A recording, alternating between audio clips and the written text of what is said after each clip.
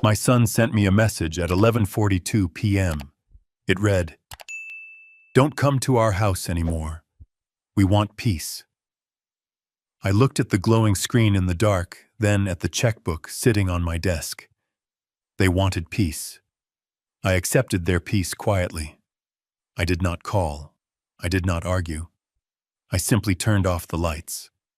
But the next morning, he knocked on my door with an invoice in his hand. He thought I was an ATM machine with a heartbeat. He forgot I was also the engineer who built the foundation he was standing on. Before I tell you how I evicted my own son from his perfect life, let me know in the comments where you are listening from. Hit subscribe if you believe respect is a two-way street. I am Douglas Carter, 68 years old. For 40 years, I worked as a structural engineer. My job was to calculate loads, stress points, and braking thresholds. I built bridges that could withstand hurricanes and skyscrapers that could survive earthquakes, but I failed to see the structural fractures in my own home until the roof was already collapsing on my head. It was a Tuesday night. The house was quiet, the kind of silence that feels heavy when you live alone. I was in the garage, the smell of sawdust and varnish filling the air. I was fixing a small wooden bookshelf for my grandson Leo. He had turned 7 last week, and he loved dinosaurs. I wanted to surprise him. I was sanding down a rough edge on the top shelf when my phone buzzed on the workbench. It vibrated against the wood, a harsh, intrusive sound. I wiped the sawdust from my hand and picked it up. It was a text from Brandon. My only son. The boy I had raised alone after his mother passed away 2 decades ago. The message was short. Brutal. Dad, Brittany and I have talked. You come over too much. It is overwhelming. We need space to be a family without you hovering. Don't come to the house anymore unless you are specifically invited. We want peace. I read it twice, then a third time. I waited for the follow-up text. The one that said, "Just kidding," or the one that said, "Sorry, wrong number." But the screen just went black. I stood there in the cold garage. My hands were still rough from the sandpaper. I thought about the last time I visited. It was 2 days ago. I had brought over a bag of organic apples because I knew Brittany liked juicing. I had fixed the leaking faucet in their kitchen because Brandon didn't know how to use a wrench. I played with Leo for 20 minutes while they sat on their phones. I didn't think I was hovering. I thought I was being a father. I thought I was being a grandfather. I looked at the wooden shelf. I had spent 3 weeks building it. I carefully placed the sandpaper down. I didn't throw the phone. I didn't scream. Engineers don't scream. We analyze the data. I walked into the kitchen and poured myself a glass of water. On the refrigerator, held up by a magnet from a pizza place, was a calendar. I looked at tomorrow's date. The 15th. The 15th was an expensive day. It was the day the automatic transfer went through for Leo's private school tuition. It was the day I wrote the check for the mortgage on the house Brandon and Brittany lived in. Technically, the house belonged to the Carter Family Trust, but they called it their house. They painted the walls. They chose the curtains. I just paid the bills. We want peace. The words echoed in the empty kitchen. They wanted the peace of my absence, but they certainly didn't want the peace of my financial withdrawal. I sat down at the kitchen table. I picked up my phone and typed a reply. I didn't write a paragraph about how much I loved them. I didn't remind them of the sacrifices I made. I just typed 2 words. Understood. Done. I hit send. Then I went upstairs, turned off the lights, and lay in bed staring at the ceiling. I didn't sleep. I was calculating. I was looking at the load-bearing walls of my relationship with my son, and I realized there was nothing holding it up anymore except my money. The next morning, the sun came up just like it always does. I made coffee, black, no sugar. I was sitting in my armchair reading the Wall Street Journal when I heard a knock at the door. It was a rapid, impatient knock. I checked my watch. 7:15 a.m. I opened the door. Brandon was standing there. He looked stressed. He was wearing his suit, the navy blue one I bought him for his promotion interview last year. He didn't look like a man who had sent a text effectively disowning his father 8 hours ago. He looked like a man in a hurry. "Hey, Dad," he said, stepping inside without waiting for me to move. "Do you have coffee? I am running late." I watched him walk into my kitchen. He opened the cabinet, took out a mug, and poured himself a cup from my pot. He acted as if nothing had happened, as if the text message was just a dream I had. He took a sip and grimaced. "You really need to buy better beans, Dad. This tastes like mud." I closed the front door slowly. I walked into the kitchen and leaned against the counter. I didn't speak. I just looked at him. I looked at his expensive haircut. I looked at the watch on his wrist. I looked for a sign of remorse. I looked for an apology. He put the mug down and pulled a folded piece of paper from his inside jacket pocket. "Look about the text last night," he said, waving his hand dismissively. "Don't be dramatic about it. Brittany is just stressed. She feels like she can't relax in her own home when guests are over. We just need boundaries. You understand boundaries, right, guests? I was a guest, in the house I paid for, in the house where my grandson slept." "I understand boundaries," I said. My voice was calm, steady. "Good," Brandon said. He smoothed the paper out on the kitchen table. "Anyway, bad timing, but the transmission on the SUV is acting up. I took it to the mechanic yesterday. It is the gearbox. They won't release the car until the invoice is paid, and my credit card is maxed out because of the vacation we booked for next month." He slid the paper toward me. It was an invoice from the dealership, $2,400. "I need you to handle this, Dad," he said, checking his phone. "I have a meeting at 9. I can't drive the rental to the client site. It looks unprofessional. Just write the check and I will pick up the car on my way to work." He didn't ask. He commanded. He expected. I looked at the invoice. Then I looked at my son. For 32 years, I had smoothed every bump in his road. I paid for college. I got him his job through my old contacts. I bought the house. I paid the taxes. I thought I was helping him build a life. But I wasn't. I was crippling him. I had turned him into a man who could insult his father at midnight and demand money at dawn. I walked over to the drawer where I kept my checkbook. I could feel Brandon's eyes on me. I could feel his relief. He thought the crisis was over. He thought the boundaries were established. I stay away, but my money stays close. I pulled out the checkbook. I took my fountain pen from my pocket. It was a Mont Blanc, a retirement gift from my firm. Heavy, elegant. Brandon let out a sigh. "Thanks, Dad. You are a lifesaver." Seriously, Brittany was freaking out. "We will bring Leo over in a couple of weeks, maybe. Once things settle down." A couple of weeks. Maybe. I opened the checkbook. I wrote the date. I wrote the name of the dealership on the payee line. I wrote out the amount. $2,400.00. I signed my name at the bottom. Douglas Carter. I looked at the check. It was a perfect piece of paper. It represented safety. It represented a problem solved. I tore the check out of the book.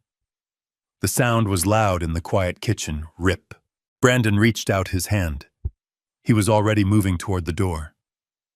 Great. I gotta run. I held the check in my left hand. I looked him in the eye.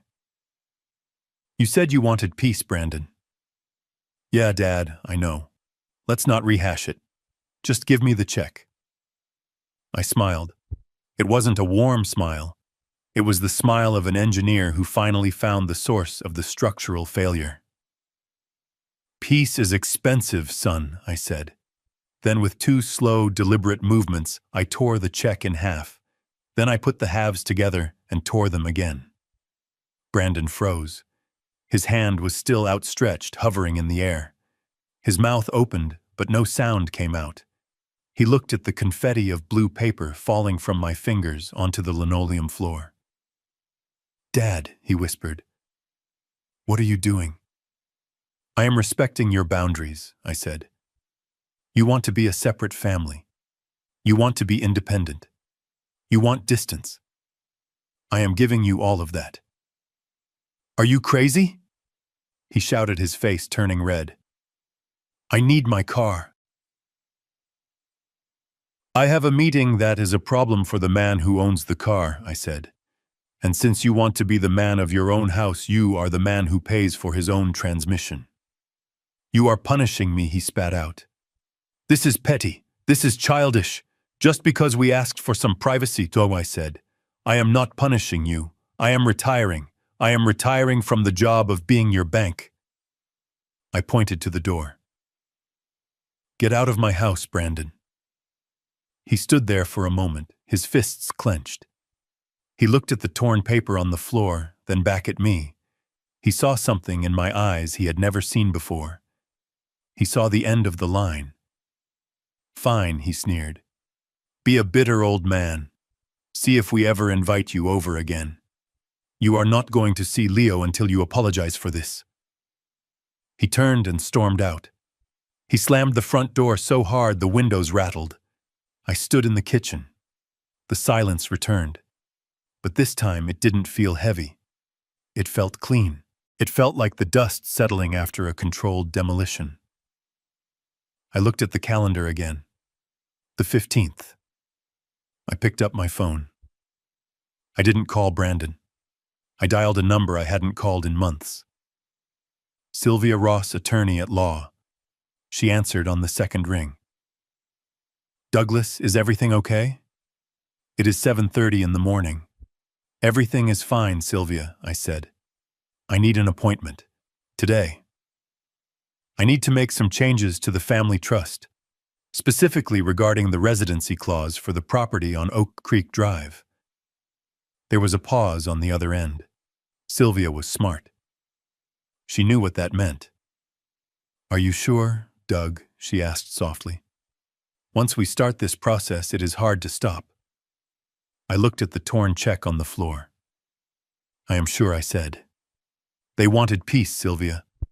I am going to give them a war they can't afford. But first, I am going to finish my coffee." I hung up the phone. The coffee was cold, but it tasted better than it had in years. I went to the garage and looked at the wooden shelf again. I picked up the sandpaper. I had work to do, but this time I wasn't building something for them. I was dismantling what I had built plank by plank, dollar by dollar. That was the beginning.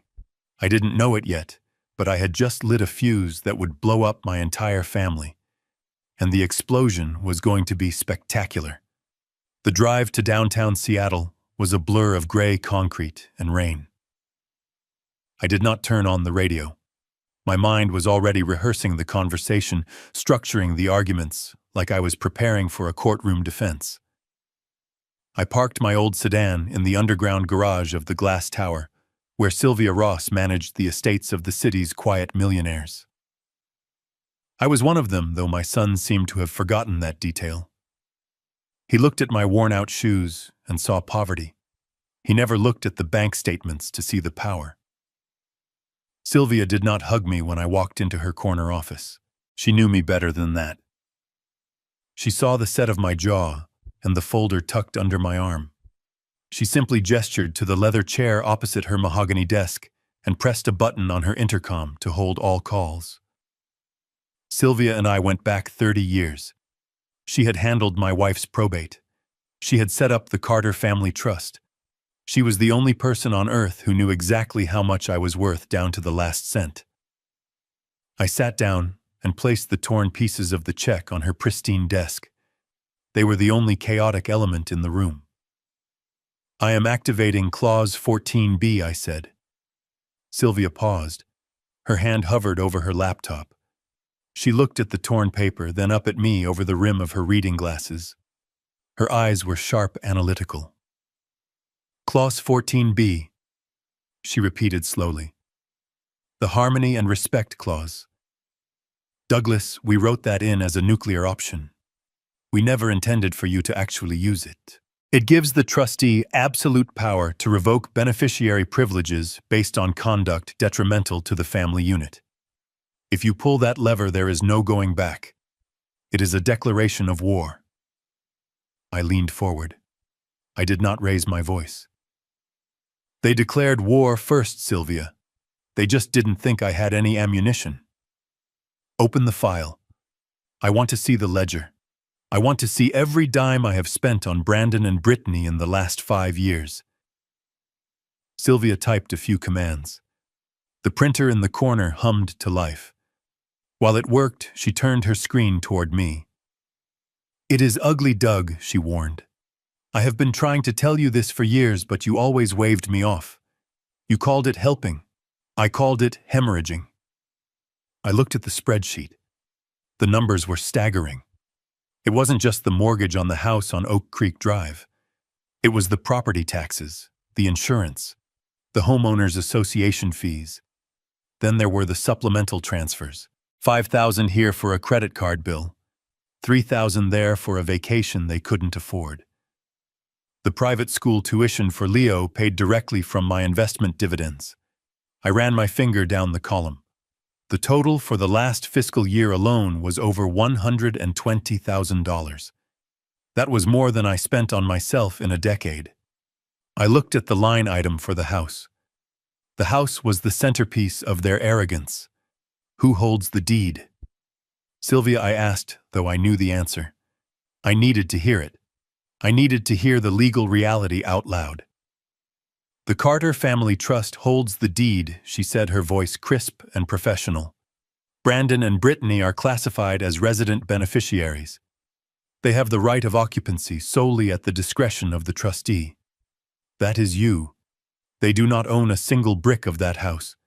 They don't even own the paint on the walls. And the employment contract, I asked. Sylvia pulled a second file. Brandon is listed as a consultant for your holding company. He receives a monthly stipend of $6,000. His job description is vague, mostly business development. Has he developed any business? I asked. Sylvia didn't answer. She didn't have to. The silence was the answer. I sat back. I felt a cold knot in my stomach. It wasn't anger anymore. It was shame. I had created this monster. I had fed it with checks and silence. I had taught my son that money was like rain, something that just fell from the sky whenever he needed it. I had robbed him of the struggle that makes a man a man. Now I had to be the drought. Draft the documents, I said. Sylvia took a deep breath. She pulled a yellow legal pad toward her. Okay, let's be specific. What are we cutting? Everything, I said. The word hung in the air, heavy and absolute. Sylvia began to write, her pen scratching rhythmically against the paper. First, I continued, my voice steady, I want a notice to quit. Revocation of resident beneficiary status for the property on Oak Creek Drive. Give them 30 days. That is the legal minimum. Correct, Sylvia said, not looking up. 30 days to vacate. If they refuse, we file for formal eviction on day 31. It will go on public record. It will destroy their credit score and their ability to rent anywhere decent. Are you prepared for that? I thought about the text message. We want peace. I am prepared, I said. Next, the consulting contract. Terminate it immediately. Use the at-will clause. No severance. He has been paid for work he never did for 5 years. That is his severance. Sylvia nodded, turning the page. And the tuition, she asked softly. This is the hard one, Doug. Leo. I closed my eyes for a second. I saw Leo's face. I saw him smiling when I gave him the bookshelf. He was the innocent casualty in this war. But if I kept paying, Brandon would just use that money for himself. I had to bypass the parents to save the child. Close the direct transfer for tuition, I commanded. But open a new 529 education savings plan. Put the full amount for his schooling in there. Lock it down so that only I can authorize disbursements directly to the institution. Brandon and Brittany cannot touch a penny of it. If they want to keep him in that private school, they can pay the monthly fees themselves. If they can't, the money will be waiting for Leo when he goes to college. Sylvia stopped writing. She looked at me with a strange expression. It was a mix of fear and admiration. "You have thought this through," she said. "I am an engineer, Sylvia. I don't start a demolition until I have calculated the blast radius. There is one more thing," I added. "The renovation loan." Sylvia frowned. "Which one? There have been 3. The one from 2 years ago. The $40,000 for the kitchen remodel. I lent it to them from my personal savings, not the trust. There is a promissory note, isn't there?" "Yes," she said. "A demand note. Payable in full upon the demand of the lender." "Call it in," I said. Sylvia dropped her pen. "Doug," she whispered. "If you call in that note, and they can't pay, which we know they can't, you can garnish Brandon's wages. You can place a lien on any assets societal they actually do own. You will bankrupt them within a week." I stood up and walked to the window. I looked down at the city below. People were rushing to work, worrying about bills, worrying about their futures. My son was probably sitting in his office right now, bragging to his colleagues about his new car, confident that his father would fix everything by lunchtime. "He told me he wanted to be independent," I said to the glass. "He told me I was suffocating them. I am just giving him some fresh air." I turned back to Sylvia. "Execute the documents, Sylvia. All of them. Send the notice to quit via certified mail. I want the courier to put it in his hand. I want a signature required." Sylvia typed for 20 minutes. The sound of the keys was like a machine gun in the quiet office. I sat there and watched the printer spit out page after page of legal destruction. These weren't just papers. They were the end of my son's childhood. He was 32, but his childhood was ending today at 10:45 a.m. on a Tuesday. She slid the stack of documents across the desk. She handed me a pen. It was a heavy black rollerball. Read them carefully. "Douglas," she said formally, "once you sign these, the mechanism starts. I cannot stop the process once the notice is served." I didn't read them. I knew what they said. I trusted Sylvia. More importantly, I trusted my own resolve. I signed my name on the first page. Douglas Carter, trustee. I signed the second page. Douglas Carter, lender. I signed the third page. Douglas Carter, father. The last signature was the hardest. My hand shook just for a fraction of a second. But I pressed down hard, carving the ink into the paper. I put the pen down. "It is done," I said. Sylvia organized the papers into a folder. She looked tired. "What are you going to do now?" she asked. I stood up and buttoned my jacket. I felt lighter. The weight of the checkbook was gone. The weight of the expectation was gone. I felt a strange, cold clarity. "I am going to go home," I said. "I am going to finish sanding that bookshelf. And then I am going to wait." "Wait for what?" "For the noise," I said. "They asked for peace. But when they get this envelope, they are going to make a lot of noise. And for the first time in my life, I am not going to do anything to stop it." I walked out of the office. I didn't look back. I took the elevator down to the garage. I sat in my car for a moment, my hands gripping the steering wheel. I looked at my phone. No new messages. Brandon was probably still waiting for me to call him about the car. He probably thought I was sulking. He had no idea that I had just fired him from the position of being my son. I started the engine. The old sedan rumbled to life. It was reliable. It was sturdy. It didn't pretend to be a sports car. It was just like me. As I drove out into the daylight, I felt a single tear roll down my cheek. I wiped it away angrily. There would be no more tears. Tears were for people who were helpless. I wasn't helpless anymore. I was the trustee, and I had just cleaned house. The next 7 days were the quietest of my life.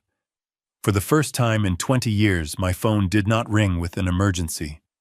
There were no texts about broken appliances, no panic about late credit card payments, no guilt trips about how other grandfathers bought their families vacations to Hawaii. There was just silence. And it was magnificent. I woke up at 6 a.m. not because I had to rush to a job site or because I was anxious about Brandon's finances, but because the sun was hitting the rhododendrons in my backyard. I made my coffee. I sat on the porch. I watched the steam rise from the mug and dissolve into the cool morning air. I realized that for decades I had been living in a state of low-level chronic stress. It was a hum in the back of my mind, a constant worry about what crisis Brandon would manufacture next. Now the hum was gone. I started walking in the mornings. I walked down to the pier and watched the fishermen prep their boats. I bought fresh salmon directly from the dock. I cooked dinner for myself, actually sitting at the dining table instead of eating over the sink like a bachelor. I even read a book cover to cover. It was a biography of Theodore Roosevelt.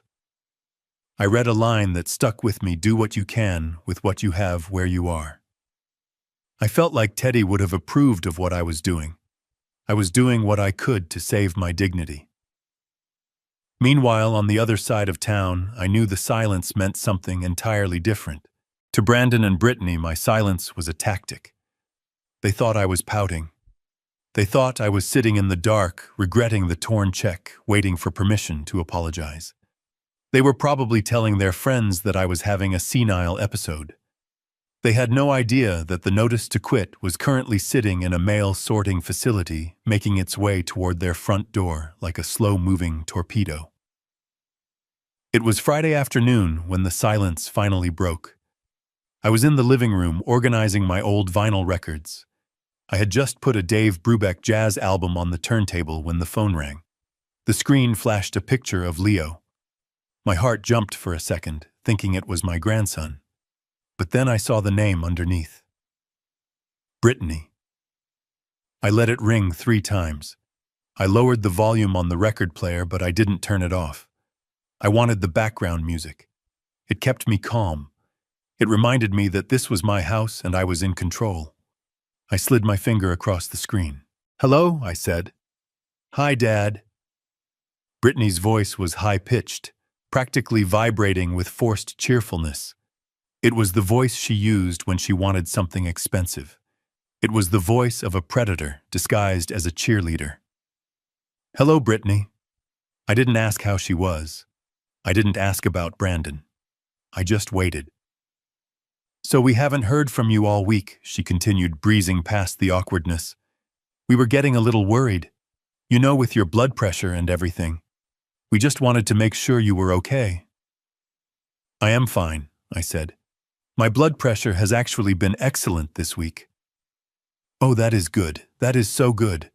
Listen, the reason I am calling is that we are finalizing the plans for Leo's birthday party next Saturday.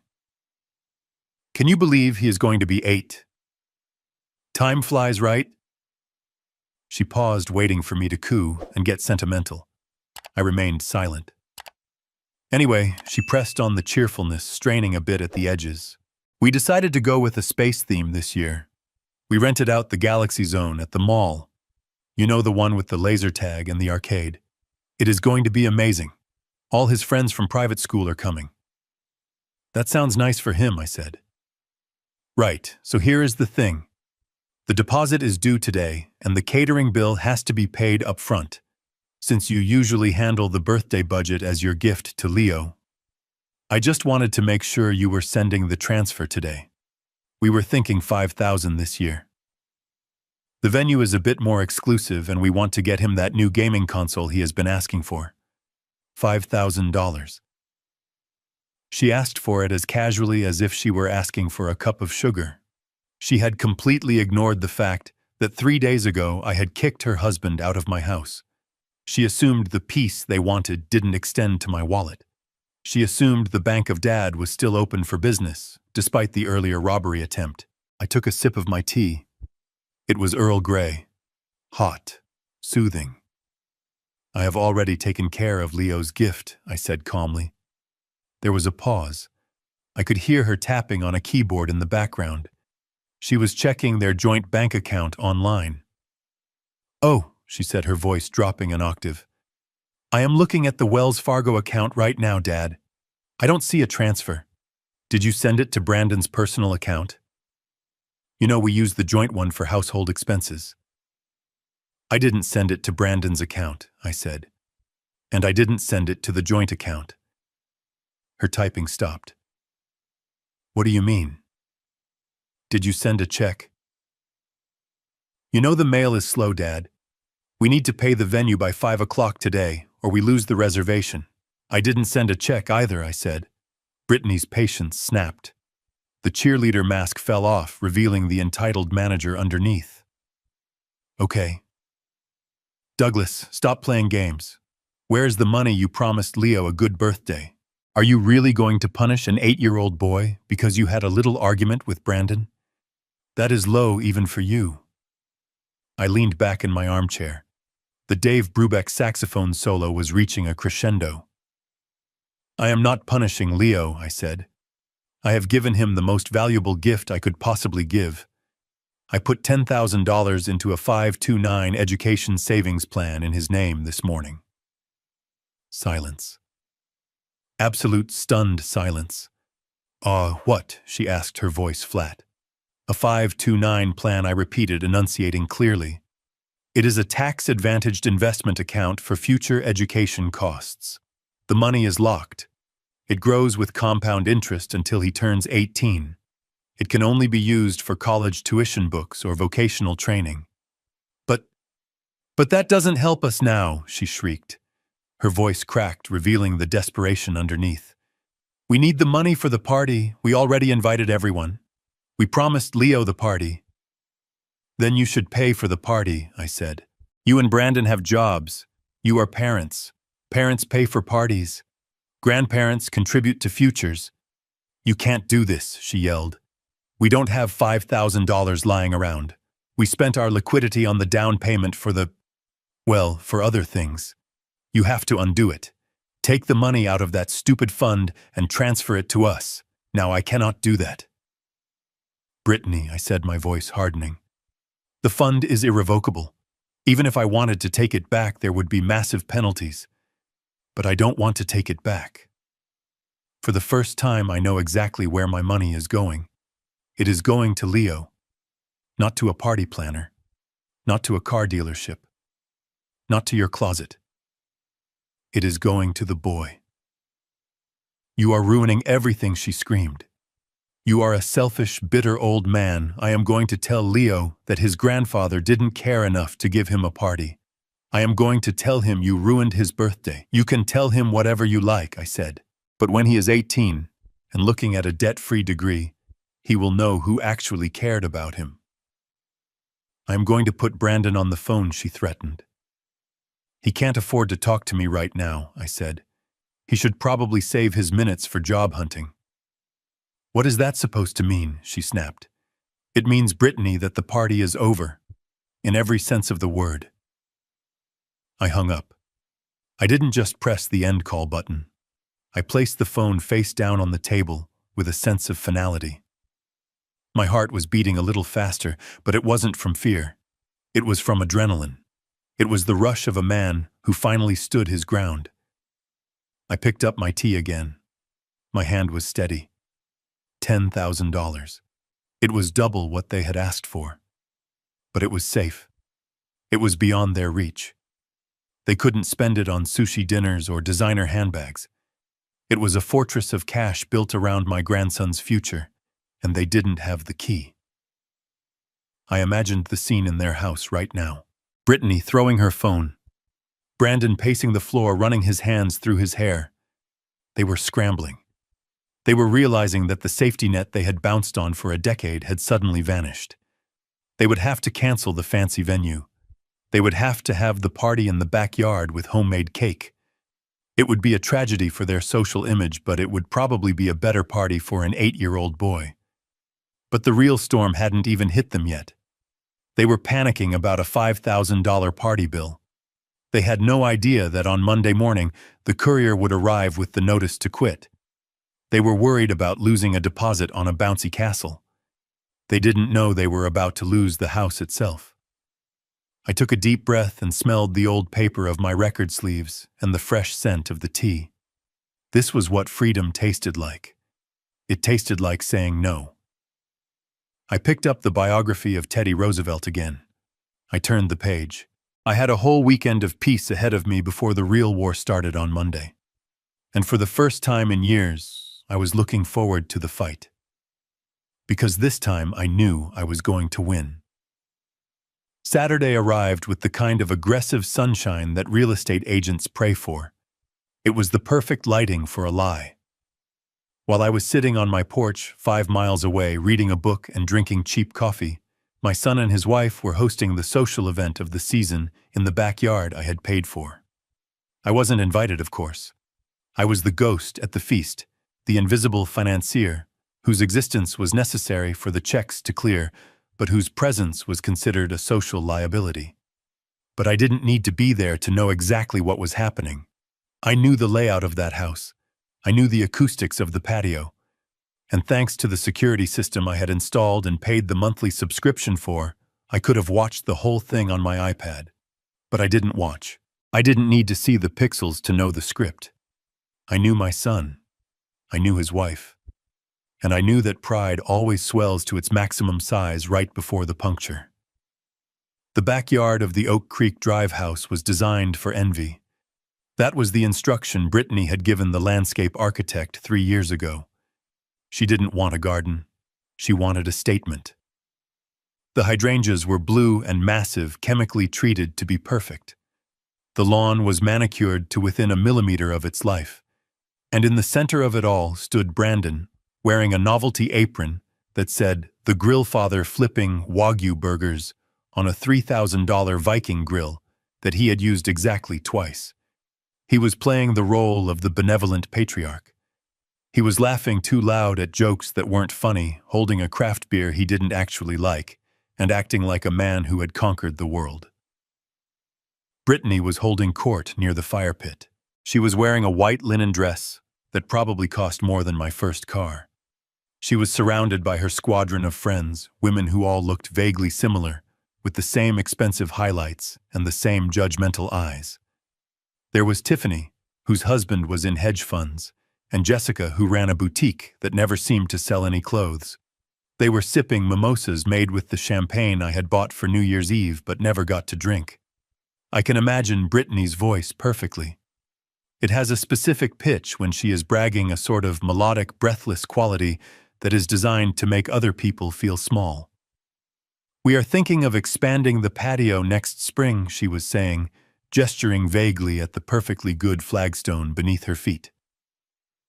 "Brandon and I feel like the flow is just a bit off. We want to install an outdoor kitchen with a pizza oven. You know, something rustic, but modern.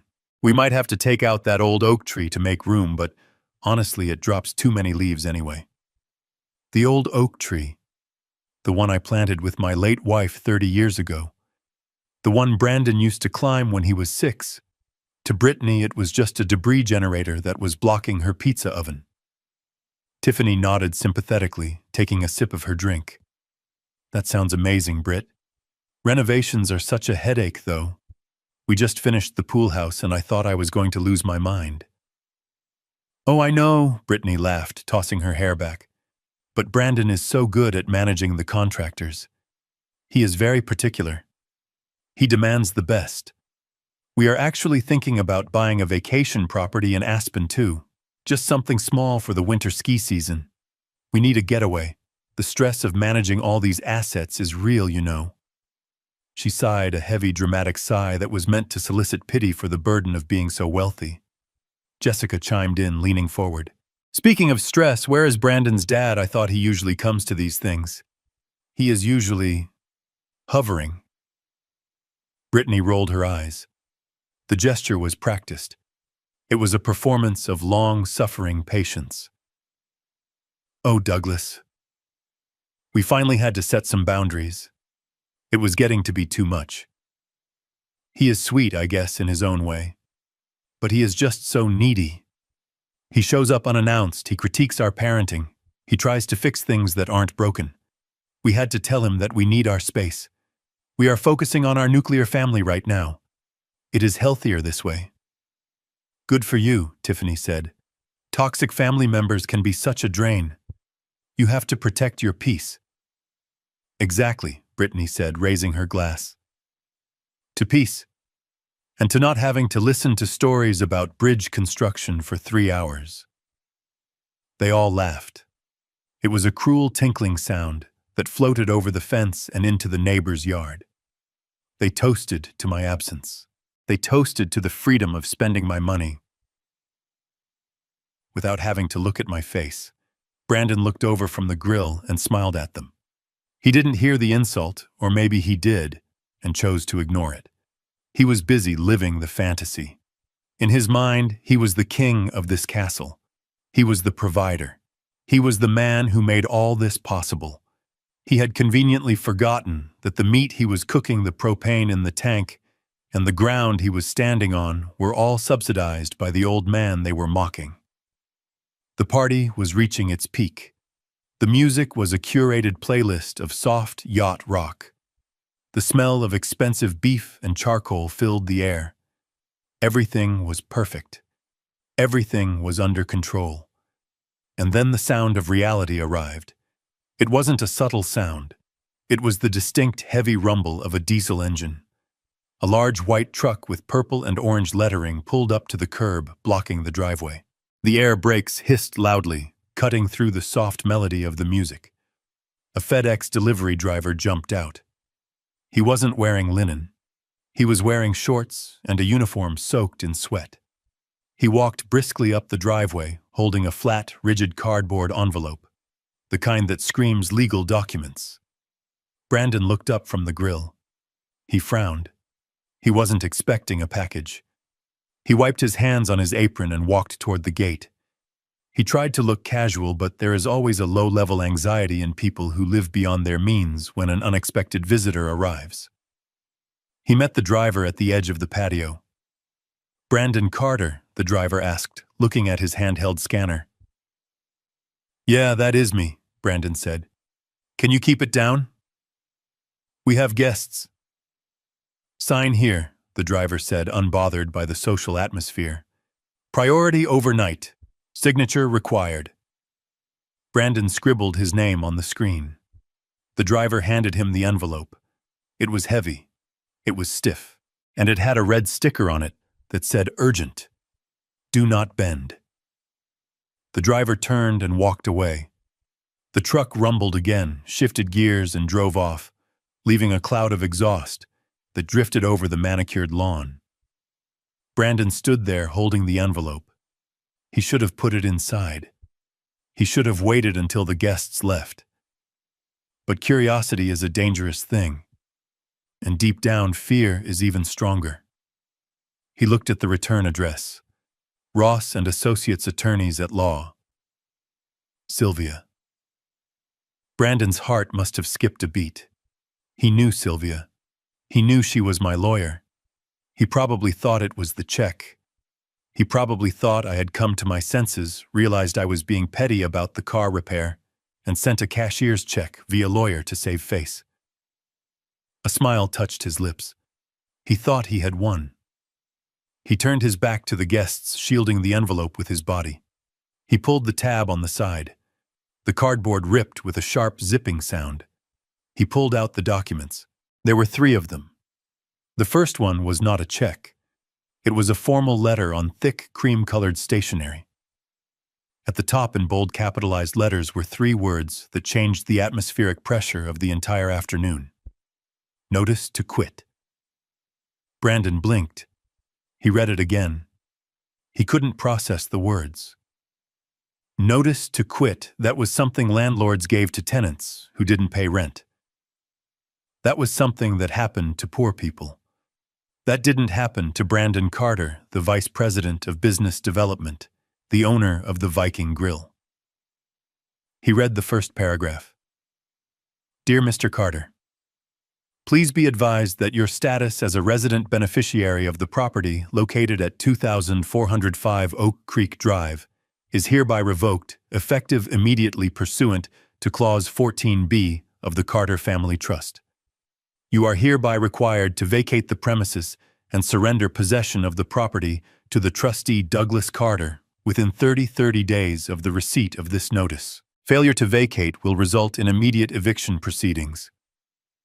The color began to drain from Brandon's face. It didn't happen all at once. It started at his lips, which turned a pale shade of gray, and then spread to his cheeks. His hands began to shake. The paper rattled in the slight breeze. He quickly flipped to the second document. Maybe it was a mistake. Maybe it was a joke. The second document was even worse.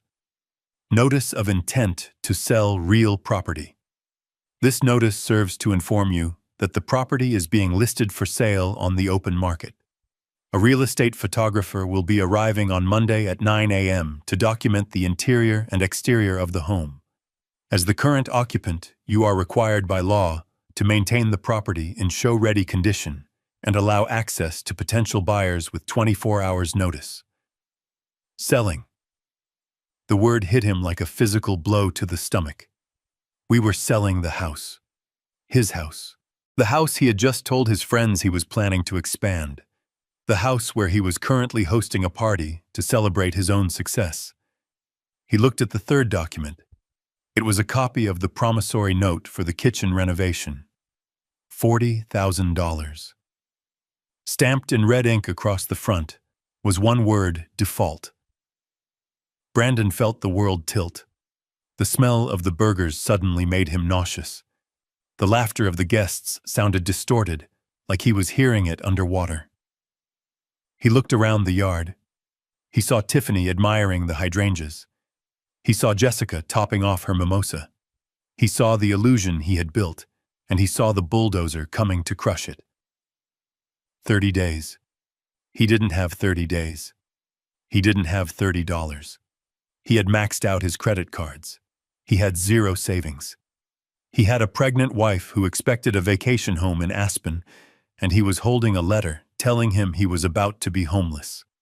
Just then, Brittany's voice cut through the fog of his panic. "Babe." Who was that? Brandon jumped. He shoved the papers back into the torn envelope. He jammed the envelope into the deep pocket of his apron. It didn't fit completely. The corner stuck out sharp and threatening against the fabric. He turned around. He tried to smile. It was a grotesque expression. His eyes were wide and terrified, but his mouth was stretched into a rictus of forced casualness. "Oh, just a courier," he stammered. His voice was an octave higher than usual. Brittany walked over to him. She looked annoyed that he had stepped away from the grill. Well, obviously it was a courier, Brandon. "What was it? Is it the contract for the new downtown high-rise? Did you land the deal?" She was giving him an out. She was handing him a lie on a silver platter because she wanted to impress her friends. She wanted him to say yes. She wanted to turn to Tiffany and Jessica and say, "See, my husband is closing million-dollar deals on a Saturday." Brandon looked at her. He looked at the expectant faces of the guests. He looked at the lie he had been living, and he doubled down. "Yeah," he said, his voice cracking slightly. "Yeah, that is it. The downtown project. Just needed a signature. Big stuff, very urgent." Brittany beamed. She clapped her hands together. "I told you guys," she squealed, turning back to her friends. "He is unstoppable. We are definitely celebrating tonight. Champagne is on us." The guests cheered. Tiffany raised her glass. To Brandon, to the rainmaker. Brandon nodded weakly. "To me," he whispered. He turned back to the grill. He picked up the spatula. His hand was shaking so badly that he almost dropped it. He stared at the burgers. They were burning. The fat was dripping onto the coals, creating flare-ups of orange flame. He watched the meat char. He felt like he was burning with them. He could feel the envelope pressing against his thigh through the apron. It felt hot. It felt like a radioactive isotope. 30 days. He looked at Brittany, who was laughing at something Jessica said. She had no idea. She was planning pizza ovens and ski trips. She didn't know that the ground beneath her high heels had already been sold. She didn't know that her husband wasn't a rainmaker. He was a squatter. Brandon felt a wave of dizziness. He gripped the handle of the grill to steady himself. He needed a drink. He needed a stiff drink. But he couldn't leave. He was the host. He had to stand there and cook expensive meat for people he didn't like while his entire life disintegrated in his pocket. The sun beat down on him. The heat from the grill blasted his face. He was sweating profusely now, sweat stinging his eyes. "You okay, hun?" Brittany called out. "You look a little flushed." "I am fine," Brandon croaked. Just the heat from the fire." It wasn't the heat. It was the hell I had just invited him into. And the worst part for him wasn't the fear of homelessness. It wasn't the fear of bankruptcy. It was the crushing, suffocating weight of the secret. He had to get through the rest of this party. He had to smile. He had to serve burgers. He had to pretend. I almost felt sorry for him. Almost. But then I remembered the text message. "We want peace, well, son," I thought, as I turned the page of my book on my quiet porch. "Enjoy your party. Because tomorrow the peace ends and the eviction begins." The FedEx truck was long gone, but the damage was done. The first domino had fallen, and Brandon, standing there in his ridiculous apron, was the only one who could hear the clicking sound of the rest of them coming down. It was just after 11 o'clock at night when the headlights swept across my living room wall. I was sitting in my leather armchair, the house dark except for the small reading lamp illuminating the pages of my book. Outside, a storm had rolled in off the coast, battering the windows with sheets of rain. The thunder was loud, but it wasn't as loud as the engine revving in my driveway. I didn't need to look out the window to know who it was. I knew the aggressive sound of that engine. I knew the way the car doors slammed, not with the click of arrival, but with the heavy thud of rage. I closed my book. I placed it gently on the side table next to my cold cup of tea. I didn't stand up. I didn't go to the door. I sat there and waited. I wanted them to come to me. I wanted them to cross the threshold of my sanctuary and bring their chaos into the light where I could dissect it. The pounding on the door began seconds later. It wasn't a knock. It was a physical assault on the wood. Bam, bam, bam. "Open the door," it was Brandon's voice. It was cracked and raw, straining against the wind and the rain. "Open the door right now, Dad." I took a deep breath. I smoothed the fabric of my trousers. Then slowly, deliberately, I walked to the entryway. I unlocked the deadbolt. I didn't fling the door open. I turned the handle and pulled it back just enough to reveal them. They looked like a tragedy. Brandon was soaking wet. His expensive dress shirt was plastered to his chest, translucent and sad. His hair, usually styled to perfection, with gel, was dripping water into his eyes. Brittany stood behind him, shivering in her thin linen dress, her arms crossed tightly over her chest. Her mascara had run down her cheeks in dark, jagged lines, making her look like a weeping doll. They didn't wait for an invitation. Brandon pushed past me, his shoulder colliding with mine hard enough to make me stumble back a step. Brittany followed him, bringing a gust of cold, wet air and the smell of expensive perfume mixed with ozone into my hallway. "You are insane," Brandon shouted. He spun around to face me, water flying from his hair onto my hardwood floor. "You are actually legally insane. Do you know what you did today? Do you have any idea what you did?" I closed the door calmly. I locked the deadbolt again. The click was loud in the sudden silence of the hallway. "I know exactly what I did," I said. My voice was low. It was the voice of the engineer explaining why a bridge had to be closed for safety reasons. I sent a legal notice. I assume you received it. Received it! Brittany shrieked. She stepped out from behind Brandon. Her eyes were wild. Received it! A FedEx driver handed it to my husband in the middle of a party. In front of everyone. In front of Tiffany. In front of Jessica. We were humiliated. Douglas humiliated. She was shaking, but not from the cold.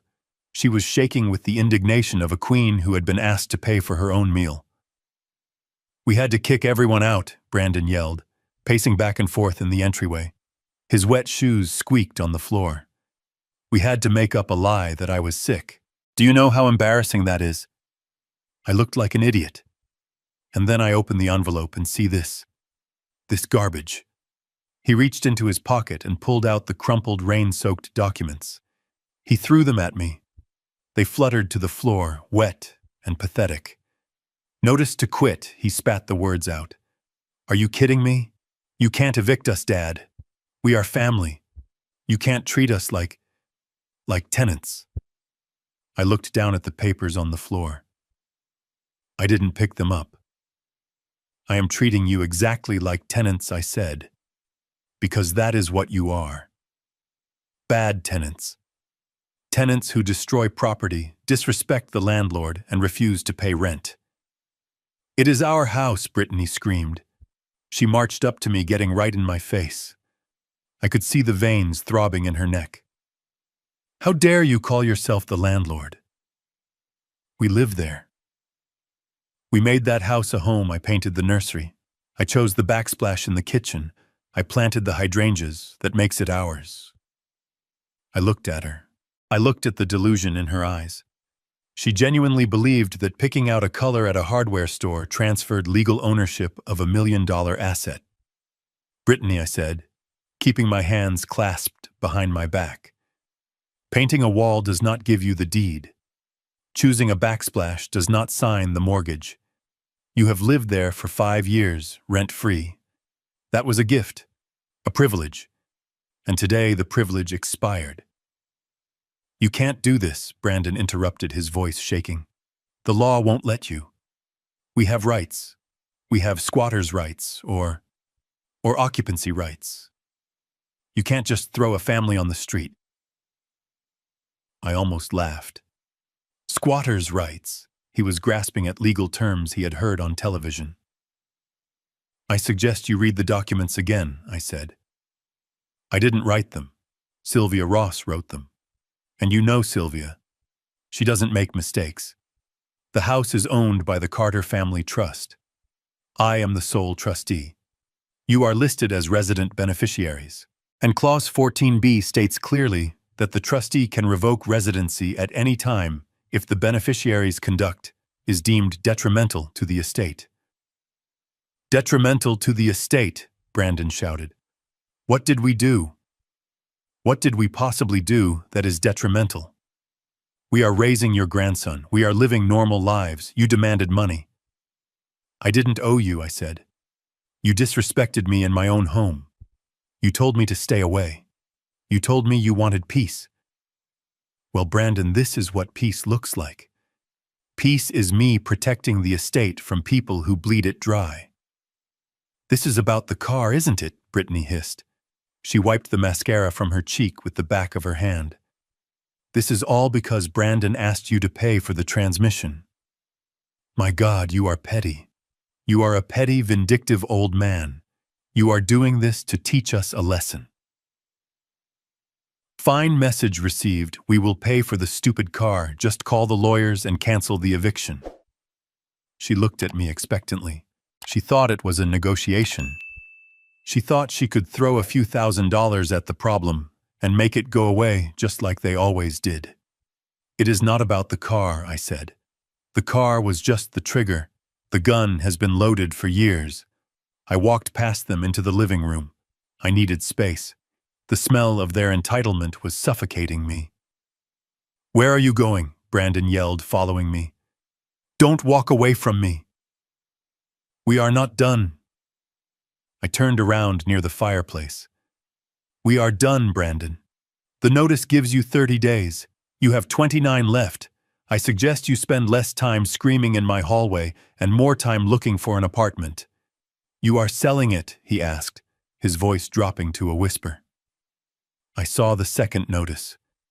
You are actually selling the house. Yes, I said. The photographer comes on Monday. I expect the house to be clean. If it is not, I will hire a cleaning crew and deduct the cost from the final accounting of the trust. You can't sell it, he pleaded. We were going to expand the patio. We were going to build a pizza oven. It is our dream house, Dad. Then you should have bought it, I said coldly. But you didn't buy it. I did. I bought it with money I earned working 60-hour weeks while you were playing video games in college. I bought it to give you a head start, not a free ride. We added value, Brittany shouted from the hallway. We renovated the kitchen.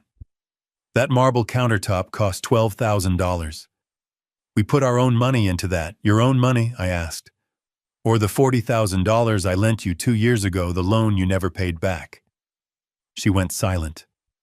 Her mouth opened and closed like a fish out of water. That is right, I continued. I remember the loan. I remember the promissory note. And guess what that is called in too? You owe me $40,000 plus interest. If the house sells for a profit, I might be generous and deduct your debt from the proceeds. But don't expect a check. You are underwater, Brittany. You just haven't realized you are drowning yet. Brandon sank onto the sofa. My leather sofa. He put his head in his wet hands. He looked small. He looked like the little boy who used to come to me when he broke a window playing baseball expecting me to fix it. But I wasn't the fixer anymore. I was the demolition crew. Dad, please, he wept. His shoulders shook. You can't do this to Leo. He loves his room. He loves that house. If we have to move, he will have to change schools. He will lose his friends. Do you want to hurt your grandson? Is that what you want? The weaponization of the child. I knew it was coming. It was their last resort. The human shield. Leo will be fine, I said, my voice steady, though my heart ached at the mention of his name. Leo is resilient.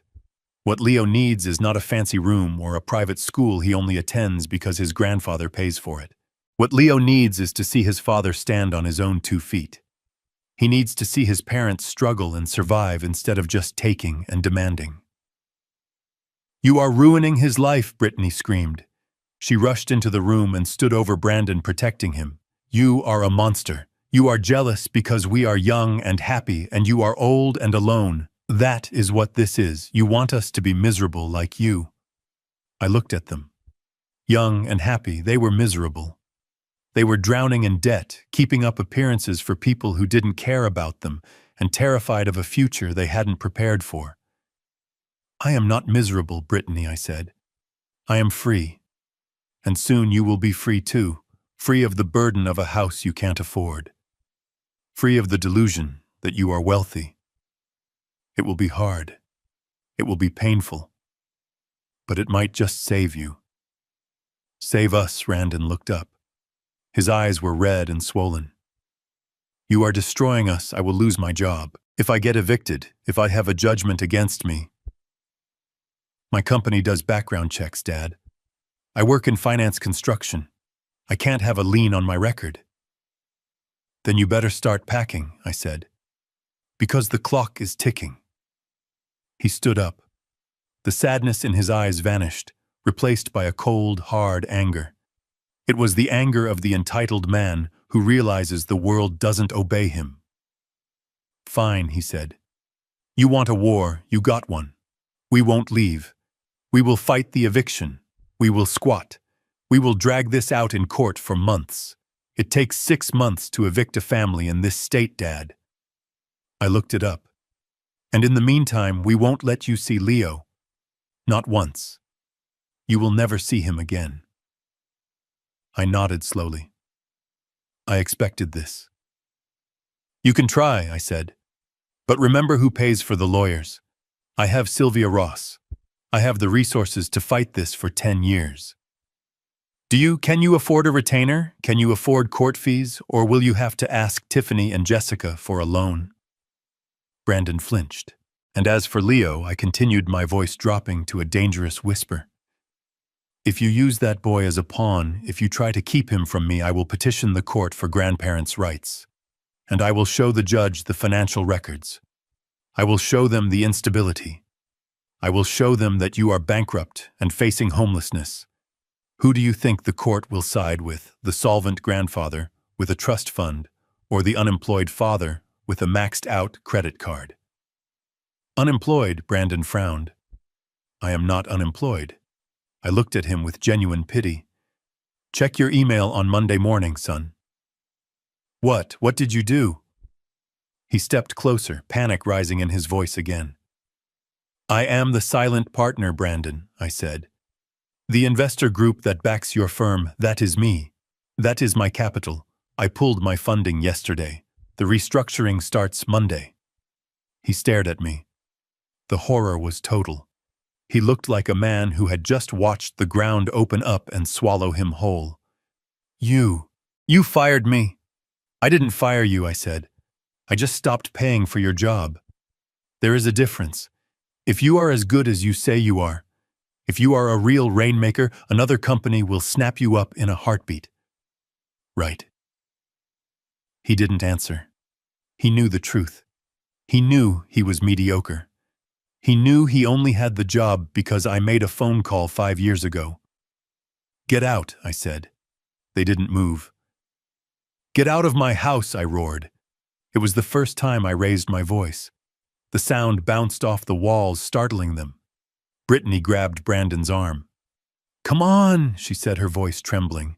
Let's go. He is crazy. He is actually crazy. We will call a lawyer in the morning. We will sue him for everything. She pulled him toward the door. Brandon stumbled, looking back at me over his shoulder. He looked like a stranger. I hate you, he whispered. I know, I said. They walked out into the rain. The door didn't slam this time. It didn't catch in the wind. I walked over and pushed it shut. I threw the deadbolt. Click. I leaned my forehead against the cool wood of the door. My heart was pounding in my chest like a sledgehammer. My hands were shaking. I wasn't made for this. I wasn't a fighter. I was a builder. I wanted to fix things, not break them. But sometimes, to fix a foundation that is rotten to the core, you have to tear the whole house down. I turned off the porch light. I went back to my chair. The tea was cold. The book lay open to the same page. The silence returned to the house, but it felt different now. It wasn't the peaceful silence of the morning. It was the heavy, charged silence of a battlefield after the first volley of cannons has been fired. They were gone. But the war had just begun. I picked up my tea and took a sip. It was bitter. Good, I whispered to the empty room. I sat there in the dark, listening to the rain wash away the tire tracks in the driveway. While 5 miles away, my son and his wife were driving back to a house that wasn't theirs, to sleep in a bed they didn't own, waking up to a future they never saw coming. Monday was going to be a very long day. Monday morning arrived like a gavel coming down on a judge's bench. It was sharp, definitive, and it demanded order. While I sat in my kitchen, sipping coffee and watching the rain streak against the window, 2 simultaneous disasters were unfolding 5 miles apart. I wasn't there to witness them, but I knew the schedule. I had written the schedule. At 8:55 a.m. on Oak Creek Drive, Brittany was frantically scrubbing a wine stain off the white marble countertop. She looked like a woman on the verge of a nervous breakdown. She was wearing her silk pajamas, her hair was in a messy bun, and she was muttering to herself. The house was supposed to be a fortress of her status, but now it felt like a prison cell that was shrinking by the minute. She had ignored the email from the real estate agency. She had deleted the voicemail from the photographer. She had convinced herself that if she simply didn't acknowledge the appointment, it wouldn't happen. She thought she could barricade herself inside her own denial. but denial doesn't work on electronic locks. At exactly 9 o'clock a.m., a black sedan pulled into the driveway. A woman in a sharp navy blazer stepped out.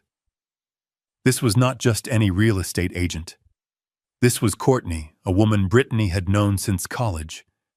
A woman Brittany had spent the last 5 years trying to outshine. A woman who had been the runner-up for homecoming queen when Brittany took the crown. And now Courtney held the master key. Brittany froze when she saw Courtney through the kitchen window. She dropped the sponge. She didn't move. She just watched as Courtney walked up the path, followed by a photographer carrying a tripod and a heavy camera bag. The doorbell rang. It echoed through the house like a summons. Brittany didn't answer.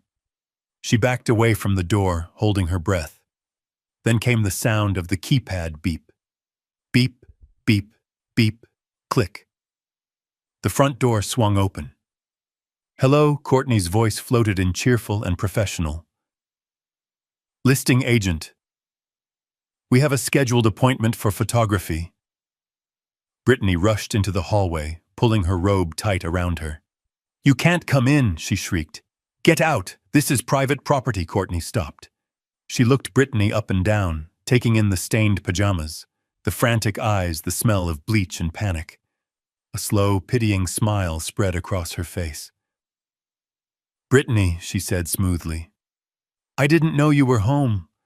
The trustee, Mr. Carter, said the house would be vacant for the shoot. But since you are here, maybe you can move that pile of laundry off the sofa. We need the wide-angle shot." While Brittany was staring into the face of her high school rival across the city inside the glass-walled headquarters of Apex Construction, Brandon was walking toward the elevator. He looked terrible. He hadn't slept. His eyes were bloodshot, and he had cut himself shaving. But he was wearing his best suit. He was trying to project an image of stability. He told himself that the weekend was just a nightmare. He told himself that his father wouldn't actually go through with it. His father was bluffing. His father always caved. Brandon pressed the button for the 14th floor. He checked his reflection in the polished metal doors. He straightened his tie. "I am the rainmaker," he whispered to himself. "I am essential." The elevator dinged. He stepped out into the bustling office. He expected the usual greeting from the receptionist. He expected his team to be waiting for him with coffee and reports. Instead, the receptionist looked down at her desk as he passed. The office was quiet. Too quiet. People were typing, but their eyes were darting toward him and then quickly away. It was the atmosphere of a funeral. Brandon walked to his office. He reached for the handle. It was locked. He frowned. He tapped his keycard against the reader. The light flashed red. Denied. He tapped it again. Red. Denied. "Hey, Sarah," he called out to his assistant who was sitting 10 feet away. "My card is demagnetized. Can you let me in?" Sarah didn't stand up. She looked at him with an expression of pure discomfort. "I can't, Brandon," she whispered. "Mr. Sterling wants to see you. In the boardroom. Now." Back at the house, the invasion was in full swing. The photographer was setting up lights in the living room, moving Brittany's carefully curated throw pillows as if they were trash. Flash bulbs were popping, capturing every corner of the space she claimed was hers. Brittany stood in the kitchen, cornered by Courtney. "You can't do this, Courtney," Brittany hissed. "We are not selling. My father-in-law is having a mental health crisis. He is confused. We are going to clear this up with the lawyers today. You need to leave." Courtney opened a folder she was holding. She pulled out a sheet of paper. "It doesn't look like confusion to me, Britt," Courtney said, tapping the paper with a manicured fingernail. "I have a signed listing agreement from the title holder, Douglas Carter, trustee, and I have a copy of the notice to quit that was served to you on Saturday." She looked up, her eyes gleaming with malicious delight. "Honestly, it is kind of sad," she continued. "Everyone in our circle thought you guys owned this place. You always talked about it like it was yours. My kitchen, my garden. But you were just occupants. That must be so embarrassing for you. It is ours, Brittany snapped. We are the beneficiaries, were Courtney corrected. Past tense. The listing says trustee sale, vacant possession. That means you are leaving. Courtney looked around the kitchen. She ran a finger along the marble island. You know the market is tough right now, she said conversationally. But since this is a distress sale, we priced it aggressively. I actually have a client coming to see it in 20 minutes. An investor. He is looking for a rental property. Maybe you guys could rent it back from him. Although checking your credit, probably not. Brittany felt tears pricking her eyes. She wanted to scream. She wanted to slap the smug look off Courtney's face. But she couldn't. Because Courtney was right. Courtney had the paperwork. Courtney had the power. And Brittany was just a woman in pajamas standing in a house that was being sold out from under her. Meanwhile, inside the boardroom on the 14th floor, the air conditioning was humming, but Brandon was sweating. He sat at the long mahogany table. At the head sat Mr. Sterling, the CEO. Sterling was a man of few words and even fewer emotions. He was looking at a file in front of him. Brandon Sterling said, not looking up, "We are making some structural changes to the firm." Brandon let out a nervous laugh. Structural changes. That sounds ominous. But hey, I have some great news about the downtown project. I think I can squeeze another 5% margin out of the subcontractors. Sterling finally looked up. His eyes were cold. You are not listening, Brandon. We are restructuring. Specifically, we are liquidating your position. Brandon froze. His smile faltered. Liquidating? What do you mean I am the VP of Business Development? You can't liquidate me. I bring in the deals. I am the face of this company. You were the face of a specific capital stream, Sterling said. He slid a piece of paper across the table. Brandon looked at it. It was a withdrawal notice from a private equity fund. The fund that had injected $2 million into the company 5 years ago. The fund that covered the payroll for the entire expansion division. We received this on Saturday, Sterling explained. Our primary silent investor has invoked his right to withdraw capital due to loss of confidence in management.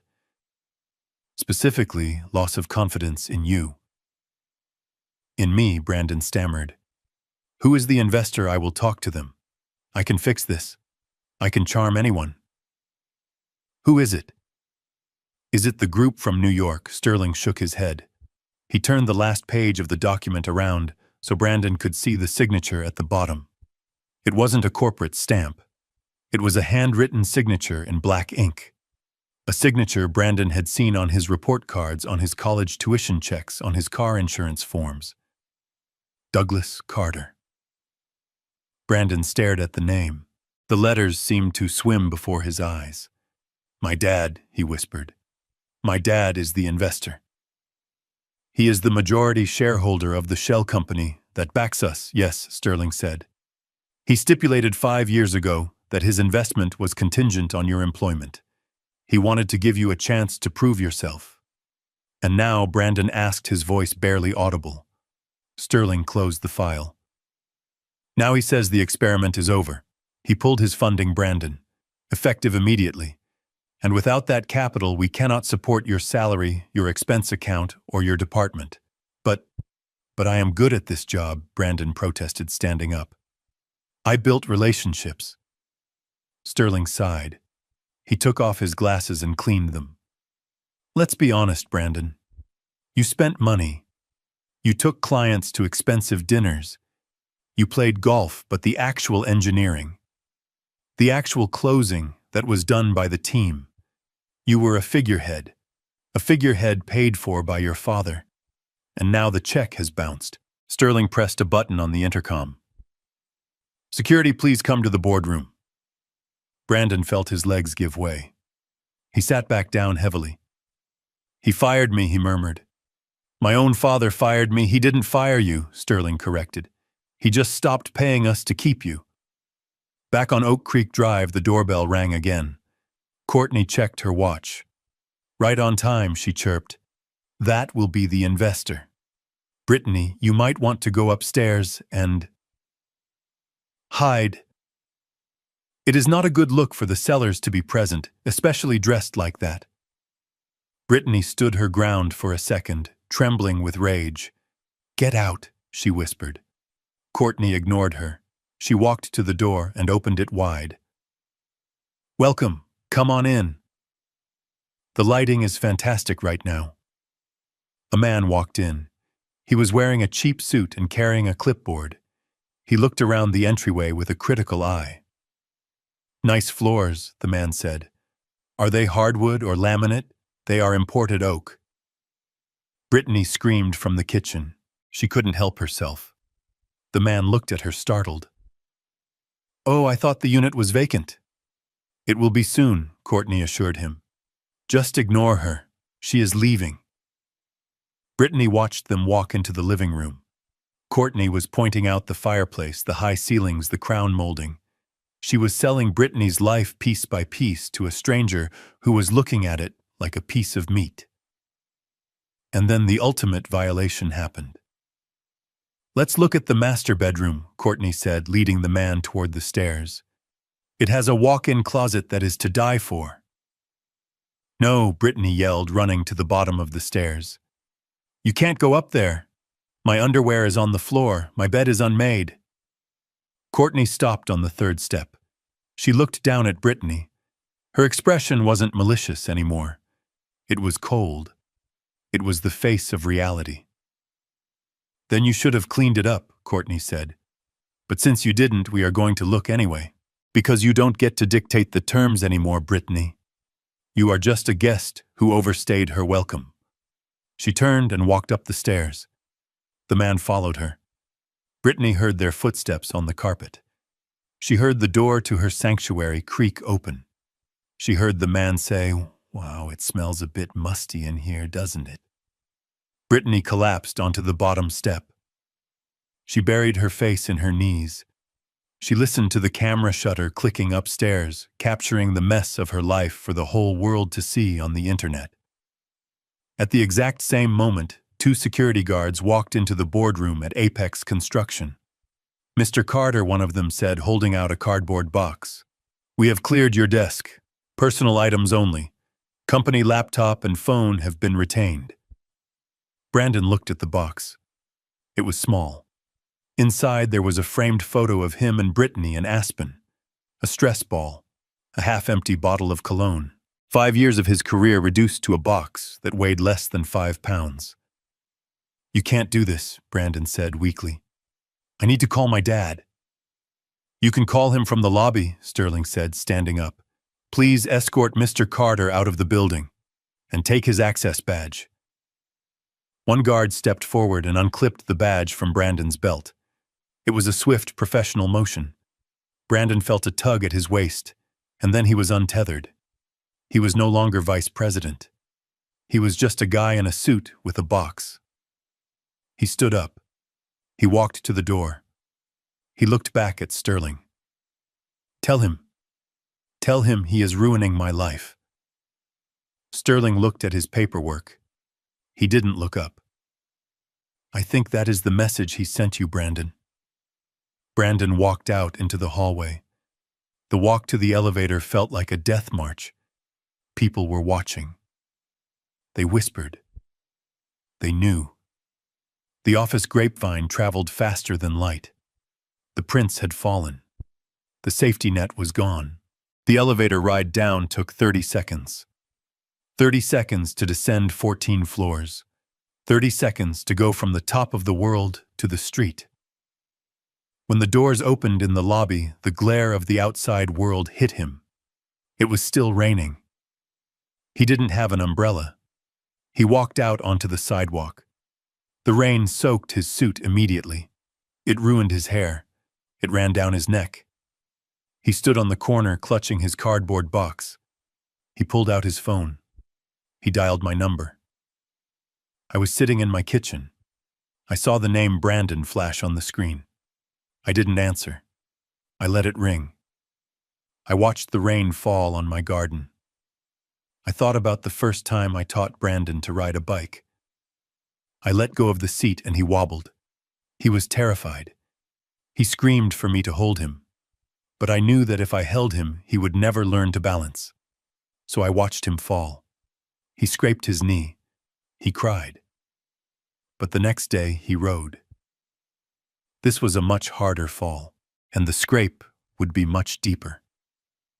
The phone stopped ringing. A minute later, it rang again. This time, it was Brittany.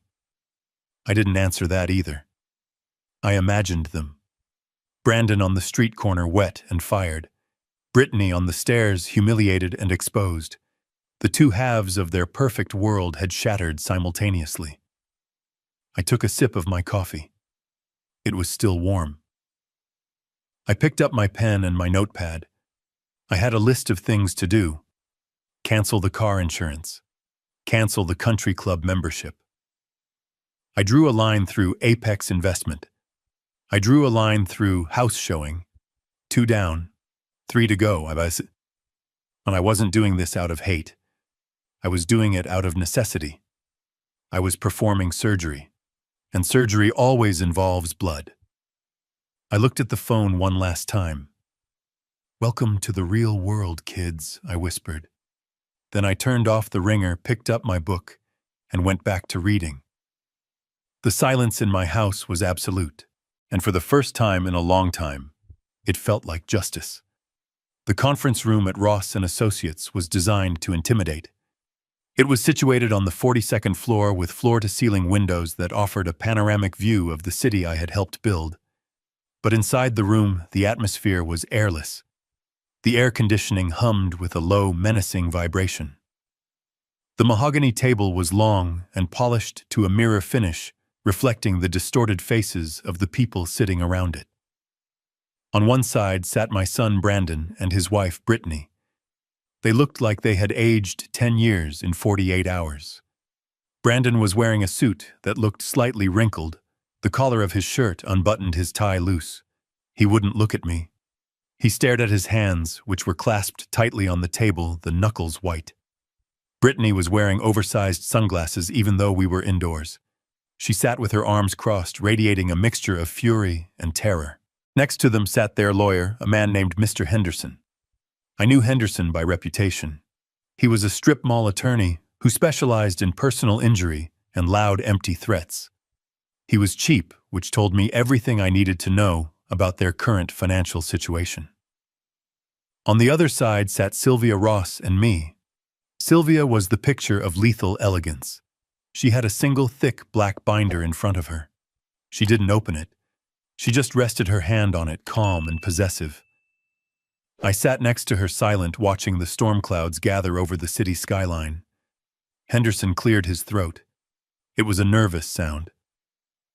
"Let's not waste time," he said, trying to project confidence. "My clients are victims of a sudden and malicious eviction attempt. Mr. Carter here, despite being the biological father, has acted with extreme prejudice. We are claiming constructive trust. We are claiming equitable interest. Brandon and Brittany have lived in that house for 5 years. They have treated it as their own. They have poured their blood, sweat, and tears into that property. You cannot simply throw them out because of a family squabble." He leaned back, looking satisfied with his opening statement. Sylvia didn't blink. She didn't look at Henderson. She looked at Brandon. "Blood, sweat, and tears," she repeated softly. "That is a poetic phrase, Mr. Henderson. But in a court of law, we prefer receipts." She opened the black binder. The snap of the metal rings echoed in the room like a gunshot. Brittany took off her sunglasses. Her eyes were red-rimmed. "We renovated the kitchen," she blurted out, her voice shrill. "I told you. We put in marble. We landscaped the garden. That adds value, that makes us partners in the property." Sylvia turned the first page of the binder. She ran her finger down a column of figures. "Let's talk about value," she said. "And let's talk about who paid for it." She pulled out a spreadsheet. It was color-coded. It was detailed. It was the autopsy of their lifestyle. Exhibit A, Sylvia said, sliding a copy of the spreadsheet across the table toward Henderson. This is a comprehensive ledger of all household expenses for the property on Oak Creek Drive for the last 60 months. Henderson picked up the paper. He frowned. Sylvia began to read. Her voice was devoid of emotion. It was the voice of a machine. Mortgage payments, principal and interest. $5,200 per month. Paid by Douglas Carter. Total for 5 years. $312,000. She looked up. Did you pay any of that, Brandon? Brandon shook his head slightly. No. Property taxes, Sylvia continued. State and local assessments. Average of $12,000 per year. Paid by Douglas Carter. Total for 5 years, $60,000. Brittany shifted in her seat. That is normal. Parents help their children, Sylvia ignored her. Homeowners insurance, flood insurance, earthquake insurance, paid by Douglas Carter, total $18,000. She turned the page. The sound of the paper turning was the only noise in the room. Maintenance and repairs, Sylvia read. New HVAC system installed in 2021. Cost $14,000. Paid by Douglas Carter. Roof repair in 2022. Cost $8,000. Paid by Douglas Carter. Weekly landscaping service. Monthly pool cleaning service. Pest control. Security system monitoring. All paid by Douglas Carter. She paused and looked directly at Brittany. You mentioned the garden, Brittany. The hydrangeas. According to this invoice from Greenleaf Landscaping, the installation cost was $3,000.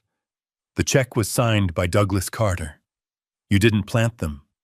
You pointed at a catalog, and my client wrote a check. Brittany's face flushed a deep, ugly red. But I designed it, she stammered. I chose the colors. That is intellectual property. Sylvia didn't even dignify that with a response. She turned another page. Now let's address the sweat equity claim regarding the kitchen renovation. You claim you spent $12,000 on marble countertops. Yes, Brittany cried, seizing on this. We paid for that. From our joint account, I have the bank statement, Sylvia nodded. I am sure you do, but let's look at the source of those funds. She pulled out the promissory note, the one with the red default stamp. 2 weeks before the kitchen renovation began, Sylvia said, holding up the document, Douglas Carter transferred $40,000 to your joint account. The memo line on the check reads, Home Improvement Loan. This document signed by both of you agrees to repay the principal plus 3% interest upon demand. She dropped the paper onto the table. So, Sylvia concluded you used $12,000 of my client's money to install countertops in my client's house. You pocketed the remaining $28,000, presumably for lifestyle expenses, and you never paid back a cent. That isn't equity, Brittany. That is embezzlement. Henderson looked at the documents. He looked at his clients. He was beginning to realize he had walked into a slaughterhouse. Okay, look, Henderson said, wiping sweat from his forehead. Maybe the numbers are complicated. But there is an emotional component here. You are evicting a family with a young child. A judge is going to look at that and see a grandfather acting out of spite. We can argue unnecessary cruelty. We can argue that you created an expectation of permanent housing. I leaned forward. I placed my hands on the table. Expectation, I said. That is the word, isn't it? You expected it. You felt entitled to it. Brandon looked up at me. His eyes were pleading. Dad, stop. Please, we get it. You made your point. We are broke, okay? We are drowning. I lost my job. We have nothing. Just let us stay for a few months until I find work. Please. For Leo. For a second I felt a twinge in my chest. He was my son. He was hurting. But then I remembered the text message. We want peace. I remembered the invoice for the transmission. I remembered the way they looked at me at the party like I was a wallet with legs. Sylvia cut in before I could speak. We are not here to discuss a lease extension, she said coldly. We are here to discuss the counterclaim. Counterclaim? Henderson asked. What counterclaim? Sylvia smiled. It was a shark's smile. Unjust enrichment, she said. She flipped to the back of the binder. She pulled out a final spreadsheet. This one had a single large number at the bottom circled in red. Since you are claiming that you were not guests, but rather tenants with rights, Sylvia explained, then we must apply the laws of tenancy, and tenants pay rent. She slid the paper across the table. The fair market rental value of a 4-bedroom home on Oak Creek Drive is approximately $3,000 a month. That is a conservative estimate. Since there was no formal lease agreement, and you are now claiming adverse possession rights, we are retroactively billing you for the use of the facility. Brandon's mouth fell open. You are charging us rent. For the past 5 years, Sylvia nodded. 5 years, 60 months, at $3,000 a month. That comes to $180,000. She tapped the paper. Plus the $40,000 loan, plus the accrued interest, plus the legal fees for this eviction. She looked at Henderson. The total debt your clients currently owe to the Carter estate is $235,400. The room went dead silent. The number hung in the air like a guillotine blade. $235,000. It was a fortune. It was a life sentence for a couple who couldn't even pay for a birthday party. Brittany started to hyperventilate. She clutched her chest. You can't do that. We don't have that kind of money. We will be bankrupt. Sylvia closed the binder. The sound was final. Then I suggest you accept our settlement offer, she said. Settlement? Henderson asked, his voice weak. What settlement? Sylvia slid a single thin piece of paper across the table. Mutual release and voluntary surrender, she said. Here are the terms. 1. You vacate the property within 7 days, not 30. 7. 2. You leave the property in broom-swept condition. No damages. If you take so much as a light bulb, we sue. 3.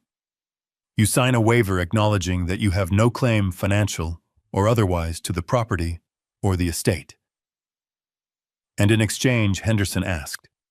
In exchange, Sylvia said, Douglas Carter will forgive the debt. He will write off the $180,000 in back rent. He will write off the $40,000 loan. He will let you walk away with clean credit, zero debt to him, and the clothes on your backs. She leaned forward. But this offer expires when you walk out that door. If you go to court, if you file one single motion to delay the eviction, we withdraw the offer. We will pursue the full amount. We will garnish your future wages. We will place liens on any future assets. We will make sure that every dollar you earn for the next 20 years goes to paying back your father. She looked at Brandon. Do you want a fresh start, Brandon, or do you want to be an indentured servant to your own arrogance? Brandon looked at the paper. He looked at the spreadsheet with the staggering debt. He looked at Brittany, who was sobbing quietly into her hands. He realized finally that he wasn't playing a game. He was in a war against a superior force. He had brought a water pistol to a nuclear standoff. He reached for the pen. His hand was shaking so badly he could barely hold it. Dad, he whispered. He looked at me one last time. He wanted me to stop him. He wanted me to save him. He wanted me to say, just kidding, son. Here is a check. I looked him in the eye. I didn't blink. Sign it. Brandon, I said. It is the most expensive autograph you will ever give, but it is cheaper than the alternative. He signed. He signed away his claim to the house. He signed away his pride. He signed away the illusion he had lived in for 5 years. Brittany signed next. She didn't read it. She just scribbled her name, tears falling onto the paper, smearing the ink. Sylvia took the document back. She checked the signatures. She nodded. "Done," she said. "You have 7 days. The keys must be on the kitchen counter by noon next Monday. The locks will be changed at 12:01. Brandon stood up. He looked like a ghost. He looked at me, and for the first time I saw respect in his eyes. It was the terrified respect of a soldier who had just seen the general call in an airstrike. "Goodbye, Dad," he said. I didn't say goodbye. I didn't say good luck. "I will see you when I see you," I said. They walked out of the conference room. Henderson trailed behind them, looking like a man who just wanted to go home and rethink his career choices. When the door clicked shut, the silence returned to the room. It wasn't menacing anymore. It was peaceful. Sylvia let out a long breath. She opened the binder and took out the spreadsheet. She ripped it in half. "You know, we couldn't have actually collected that rent, right?" she said, a small smile playing on her lips. "Without a written lease, a judge might have thrown it out. It was a bluff, huh?" I stood up and walked to the window. I looked down at the city. The rain had stopped. The clouds were breaking. A single ray of sunlight was hitting the building across the street. "I know," I said. But they didn't know. And that is the difference between those who build the world and those who just live in it. We know how the structure works. I turned back to her. "Send the photographer back, Sylvia. Tell him the house will be empty on Monday. And tell him to get a good shot of the kitchen. I hear the marble countertops are expensive." I walked out of the office. I took the elevator down. I stepped out onto the street. The air was fresh and clean after the storm. I took a deep breath. I didn't have a son to support anymore. I didn't have a mortgage to pay. I was 68 years old, and for the first time in my life, I was entirely, completely free. I walked to my car. I had a bookshelf to finish sanding. And after that, maybe I would take a trip. Maybe I would go to Aspen. I heard it was nice this time of year, and I could certainly afford it. The demise of my son's marriage did not happen in a courtroom. It happened in the driveway of the house on Oak Creek Drive exactly 48 hours after they signed the settlement papers. I wasn't there to see it, but the neighbors talk. In a quiet suburb, a shouting match on the front lawn is better than cable television. Mrs. Higgins across the street told me later that she had never seen a woman pack a Louis Vuitton suitcase with such violence. They say that money can't buy happiness, but the lack of it certainly clarifies your priorities. For 5 years, Brandon and Brittany had been united by a shared love of spending my money. They were partners in consumption. But when the credit line was cut, the partnership dissolved instantly. It turns out their vows should have said for richer or for richer, because poorer was definitely a deal breaker. The breakdown started the moment they walked out of Sylvia's office.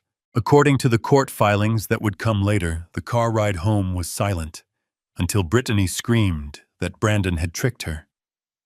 She yelled that she had married a provider, not a loser who gets fired by his own father. She accused him of fraud. She accused him of wasting her prime years. She didn't mourn the loss of their home or the trauma to their son. She mourned her social standing. She mourned the loss of the Aspen trip. By Wednesday, the moving trucks had arrived. But they weren't moving together. Brittany had called her parents. They lived in a modest house 3 states away, people she had largely ignored since she married Brandon. But now they were her escape hatch. She loaded her car with everything that could be sold. She took the silver. She took the artwork. She took the jewelry I had given her for anniversaries. She didn't pack Brandon's things. She didn't pack Leo's toys. She packed her own survival kit. The confrontation in the driveway was the finale. Brandon was standing by the trunk of the car, pleading with her. He was trying to hold her hand. He was crying. He was asking her how they were going to get through this together. She laughed in his face. It was a cold, sharp sound that carried across the lawn. Together she shouted, "There is no together, Brandon. You are drowning, and I am not going to let you pull me down with you. You have nothing. No job, no house, no inheritance. You are a sinking ship." She got into her car. She didn't look back at the house she had fought so hard to keep. She didn't look at the husband she had promised to love. She just put the car in reverse and backed out of the driveway, leaving tire marks on the pavement. She filed for divorce the next morning. She cited irreconcilable differences, but the real reason was simple math. 0 divided by 2 is still 0. She wanted custody of Leo, not because she wanted to be a full-time mother, but because she knew child support was the only revenue stream Brandon might still have. She didn't realize yet that 40% of an unemployment check wouldn't buy much champagne. Brandon was left standing in the driveway of an empty house. The silence that followed her departure must have been deafening. For the first time in his life, there was no one to blame. There was no one to yell at. There was just the reality of his own mediocrity staring back at him. He spent the next 2 days moving his things into a storage unit. He didn't have much. Without Brittany's decorations and my furniture, his life fit into the back of his rental car. On Monday at noon, exactly as Sylvia had demanded, he left the keys on the kitchen counter. He walked out of the house on Oak Creek Drive. He locked the door behind him. He got into his car and drove away. But he didn't go to a new apartment. He couldn't get approved for a lease. With no job, no savings, and a credit score that was in freefall, he was radioactive to landlords. He checked into the Starlight Motel on the edge of town. It was the kind of place where they charge by the week, and the towels are thin enough to read a newspaper through. The sign outside advertised color TV and free ice as if those were luxuries. I drove past it one evening just to see. I saw his car parked in front of room 114. It was a stark contrast to the luxury SUV he used to drive. It was a mid-sized sedan dented on the bumper filled with fast food wrappers. Brandon sat inside that room for days. He was paralyzed. He lay on the lumpy mattress, staring at the water stains on the ceiling, listening to the sound of trucks rumbling down the highway. He was experiencing the withdrawal symptoms of privilege. For 32 years, he had been insulated from consequence. Now, consequence was his roommate. He applied for jobs, but it was half-hearted. He was still waiting for the rescue. He checked his phone every hour, expecting a text from me. He expected me to say that the lesson was over, that he had suffered enough, and that I had rented him a nice condo downtown. But the phone never buzzed. Then came the final indignity. It was a Tuesday night, 2 weeks after the eviction. Brandon had fallen behind on the payments for his own car, the one purchase he had actually made himself, although he had used my co-signature to get the loan. When I cut him off, I also removed myself as the guarantor. The bank didn't waste time. He was sleeping when the tow truck arrived. The flashing orange lights cut through the thin curtains of room 114. He ran out in his boxer shorts, screaming. He tried to stop the driver. He tried to explain that he was Brandon Carter, a vice president, a man of substance. The driver didn't care. He hooked up the car. He lifted it into the air. Brandon stood in the parking lot of the motel, barefoot on the dirty asphalt, watching his last connection to the civilized world being dragged away. He looked small. He looked broken. The other motel guests watched from their windows, smoking cigarettes, unimpressed. To them, it was just another Tuesday. He walked back into his room. He sat on the edge of the bed. He looked at his reflection in the cracked mirror above the dresser. He didn't see the rainmaker anymore. He didn't see the grill father. He saw a man who had nothing but the change in his pocket and a box of cold pizza. That night, he hit the bottom. There is a specific sound a man makes when he breaks. It isn't a scream. It is a sob that comes from the gut, a sound of total absolute surrender. Brandon wept. He wept for his wife who had never really loved him. He wept for his house.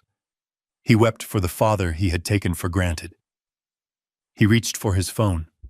He dialed my number. I was awake. I saw the call coming in. I let it ring. It wasn't cruelty. It was the hardest thing I have ever done. I wanted to pick up. I wanted to drive down there and pay the motel bill and buy him a new car. I wanted to stop his pain. But I knew that if I did, the pain would be wasted. If I saved him now, he would never save himself. He needed to sit in that darkness. He needed to know that he could survive it. The ringing stopped. He didn't call back. Instead, he did something I didn't expect. The next morning, Brandon put on his only remaining clean suit. He walked out of the motel. He walked 3 miles to the nearest bus stop. He didn't go to a construction firm. He didn't go to an office building. He walked into a Home Depot. I found out later from an old friend who works there. Brandon walked up to the manager. He didn't ask for a management position. He didn't hand over a resume printed on thick, bonded paper. He looked the manager in the eye and said, "I need a job. I will load lumber. I will mix paint. I will clean the floors. I just need to work." The manager looked at his suit, looked at his desperate eyes, and handed him an application. Brandon sat on a bucket in the lumber aisle and filled it out. When he came to the section for emergency contact, he hesitated. His pen hovered over the paper. Then he left it blank. He was finally starting to understand. He was alone, and for the first time in his life, that was exactly what he needed to be. The fall had been brutal. He had lost his wife, his home, his car, and his dignity. But as he stood there in the smell of sawdust and cut wood, he was about to find something he had never owned before: his own spine. It was a Tuesday afternoon, 3 weeks after the eviction, when my son came back to the house he once thought he would inherit. The hydrangeas were in full bloom, violent bursts of blue against the green leaves, completely indifferent to the human drama that had played out around them. I was on the porch, sanding the final corner of Leo's bookshelf. It was finished now, sturdy, reliable, ready to hold weight. I saw him walking up the driveway. He didn't have a car. He was walking from the bus stop a mile away. He looked thinner. His suit was gone, replaced by a pair of jeans I hadn't seen in a decade and a faded polo shirt.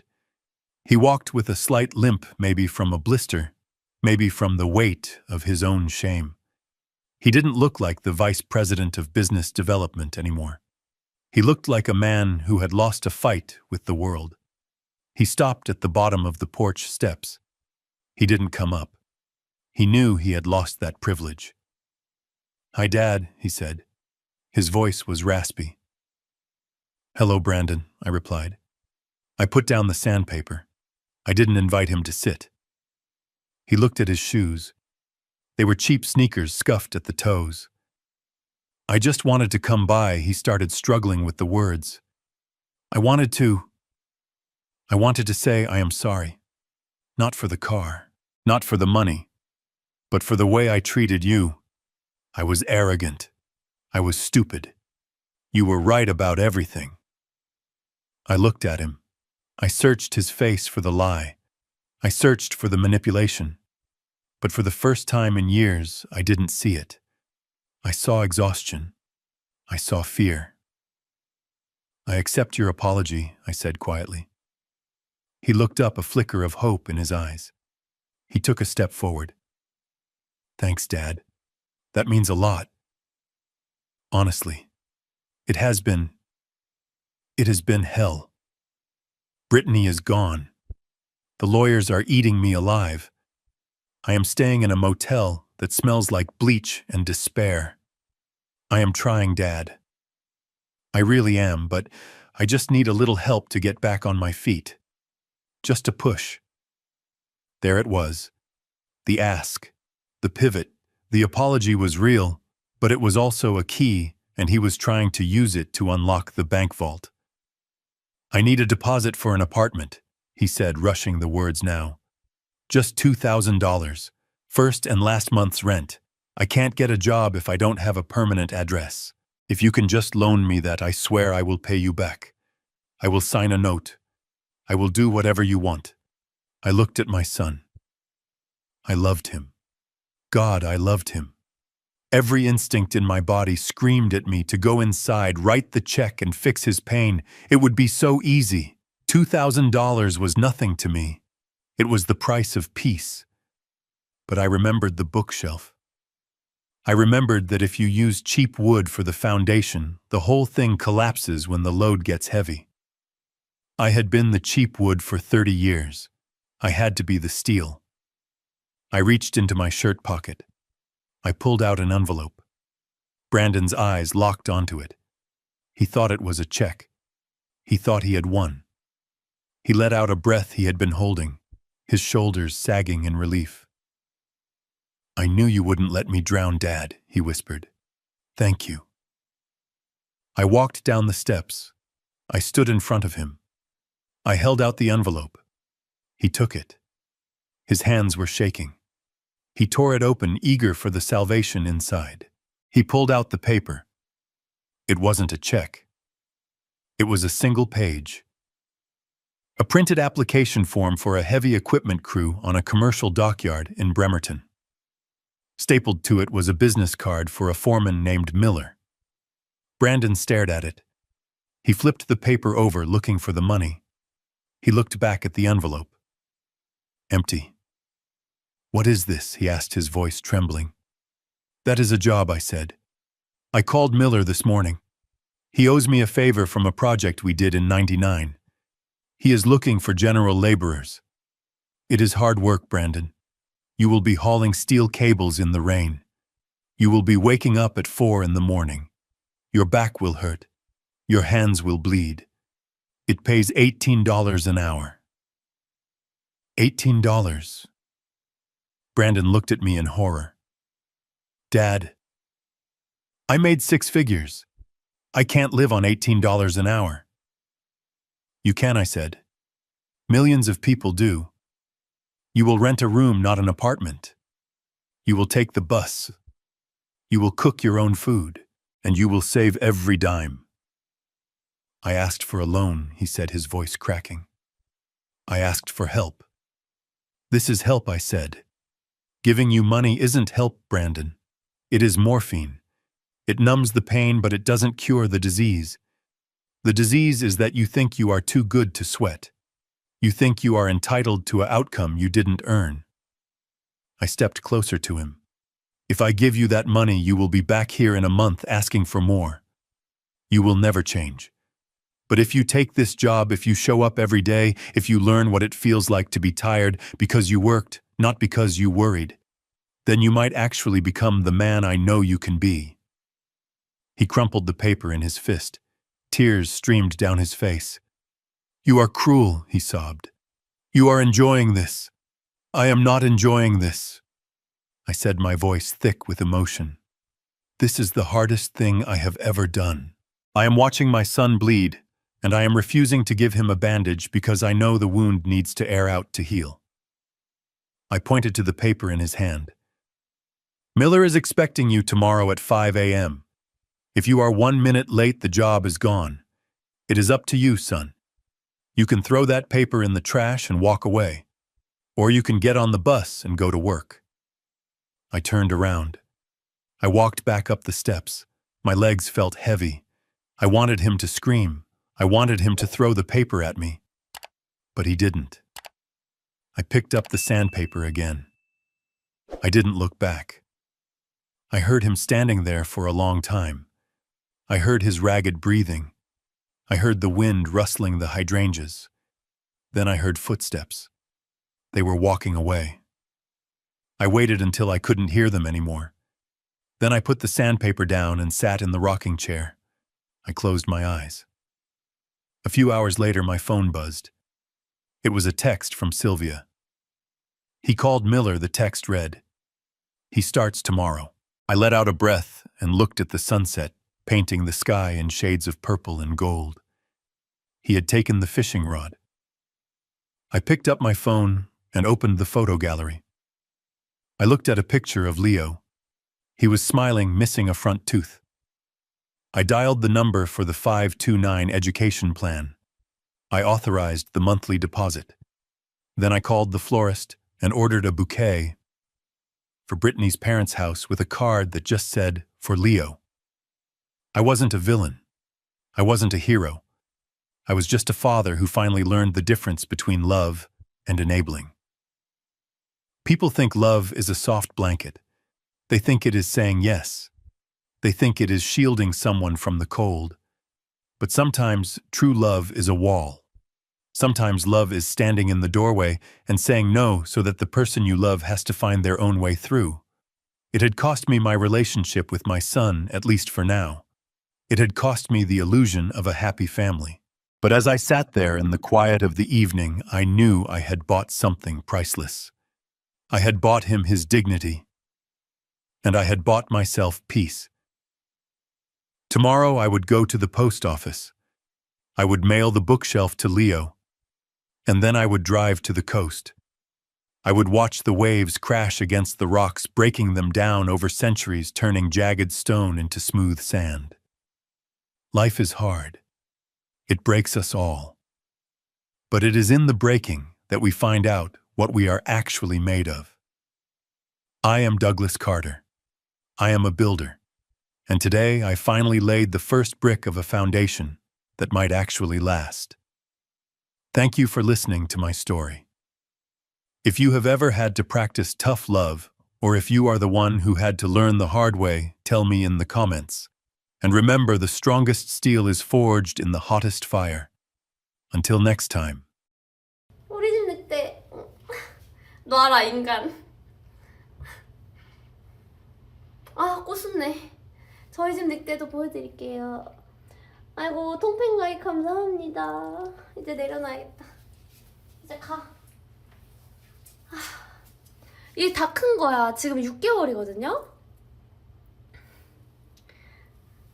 아 6개월이라 애기인가? 애기인데 이제 안 클 것 같아 뭔가. 아니 77 오빠. 손 한 번만 다시 씻을게요. 뭐 쪼마기가 더럽진 않지만 그래도.